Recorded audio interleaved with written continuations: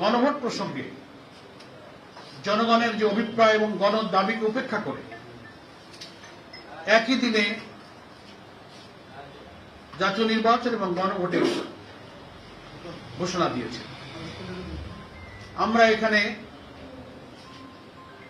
বাংলাদেশ জামাত ইসলামীর পক্ষ থেকে খুবই পরিষ্কার করে বলতে চাই যে প্রধান উপদেষ্টার একই দিনে গণভোট এবং জাতীয় নির্বাচনের ঘোষণায় জনগণের আকাঙ্ক্ষা পূর্ণ হয়নি। জনগণের যে অভিপ্রায় ছিল জুলাই সনদের আইনি ভিত্তি এবং জাতীয় নির্বাচনের আগে কি কি বিষয়ে সংস্কার হলো,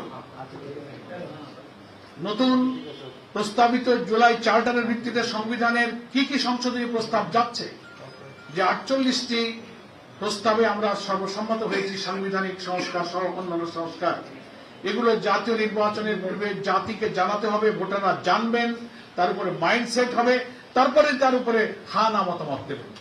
কিন্তু একই দিনে জাতীয় নির্বাচন, একই দিনে গণভোট হলে ভোটার তো সেই জুলাই চার্টার সম্পর্কে অবহিত হয়ে তিনি হা না ভোট দেবার পূর্বে তিনি তো সেটা আগে বুঝবেন, মাইন্ডসেট করবেন, অথচ একই দিনেই তাকে ওই সিদ্ধান্ত নিতে হবে, আবার একটা প্রতীকে তার জাতীয় নির্বাচনে ভোটও দিতে হবে।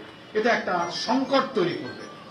আমরা বারবার অনুরোধ করেছি, যুক্তি দিয়েছি, এটাও আমরা বলেছি যে বাংলাদেশের জাতীয় নির্বাচনের ইতিহাসে কেয়ারটেকার হোক আর যত নিরপেক্ষ নির্বাচনের কথাই আমরা বলি, প্রত্যেকটি নির্বাচনে কম বেশি কিছু কিছু ভোট কেন্দ্রে সহিংসতা হয়ে থাকে, বিশৃঙ্খলা হয়ে থাকে, 2-5টা কেন্দ্র বন্ধ হয়ে গেল, গোলাগুলি হলো, স্থগিত হয়ে গেল। একই দিনে ভোট হলে এমন ঘটনা তো যে কোনো কেন্দ্রে ঘটতে পারে, 5টা কেন্দ্র বন্ধ হয়ে গেল, তাহলে জাতীয় নির্বাচন প্রতীকের ভোট বন্ধ হলো, সেই দিন গণভোটের দশাটা কি হবে?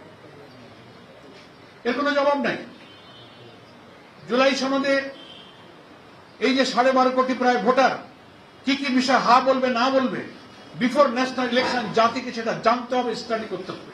ইলেকশন কমিশন সেটা পাবলিক করবেন, ওয়েবসাইটে দেবেন, তারপর না এত ক্রিটিক্যাল বিষয় তিনি সিদ্ধান্ত নেবেন। অথচ সেই সুযোগ না দিয়ে 2টা ভোট একজন ভোটারকে একই দিনে দিতে গিয়ে একটা সংকটে ফেলে দেওয়া হলো। আমরা যে সংকট নিরসনের জন্য বাংলাদেশ জামাত ইসলামী সহ 8টি ইসলামী এবং দেশপ্রেমিক সমমনা দল দাবি করে আসছি যে এই ভোটটা জাতীয় নির্বাচনের আগে করতে হবে, তাহলে এটার আইনি ভিত্তিটা দৃঢ় হবে, এটা নিয়ে পরবর্তীতে আদালত এবং আইনি ভিত্তি নিয়ে কোনো প্রশ্ন উঠবে না। সেই সংকট কিন্তু রয়েই গেল, এই সংকটটা নিরসন হলো না। এটা হচ্ছে আমাদের জামাত ইসলামের আপাতত প্রতিক্রিয়া। আমাদের একই আন্দোলনের সাথী সহ